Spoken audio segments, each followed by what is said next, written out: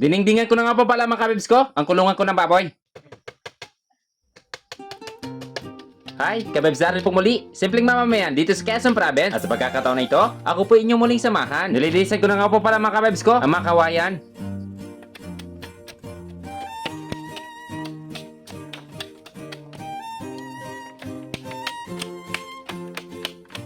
At pagkatapos ay sinimulan na agad namin ang pagdidingding.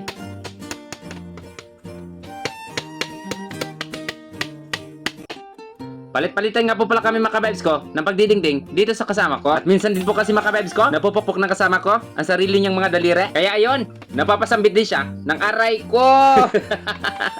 Akala ko kasi mga kabebs ko, na sa akin ang mangyayari, yung mapupukpok ko ang sarili kong mga daliri. At ikwento ko na nga lang din po mga kabebs ko, nung paghakot ko nito mga kawayan. Hindi po kasi talaga madali maghakot, lalo't mahigit malayo yung distansya ng kawayanan dito sa bahay ko. Mga 10 minutes din po kasi mga kabebs ko, ang itatagal, pasan-pasan ko ang kawayan papunta dito sa bahay ko. Kaya bago ako makarating dito sa bahay ko mga kabebs ko, ay hingal na hingal at pagod na pagod ako. Pero sa awat ng Diyos mga kabebs ko, ay kinakaya ko naman. Alam niyo po ba kung bakit? Dahil sa tuwing napapagod ako mga kabebs ko, dahil sa trabaho, ay iniisip ko na lang na walang madaling trabaho. O kung mayroon man mga kabebs ko, ay mag-comment lamang po kayo dyan sa comment section para naman makapag-apply ako.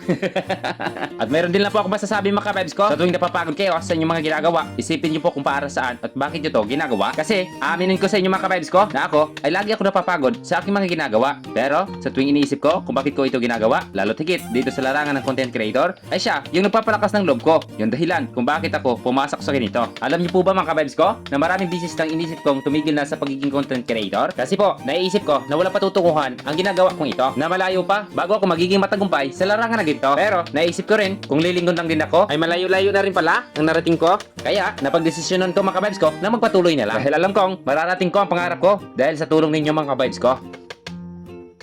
Na magpapatuloy ako dahil kasama ko kayo mga kabibes ko. Pero kung darating yung panahon mga kabibes ko na iwanan nyo na ako at di nyo na po ako sasamahan sa journey ko dito, ay doon po siguro ako titigil na lang. Wala siya, sige po mga kabibes ko. Maraming salamat po sa inyong muli. At sa pagkakataon na ito, ako po muli magpapaalam na. Pero huwag po ninyong kalimutan na mag-follow, mag-like at mag-share ng video ito. Maraming salamat!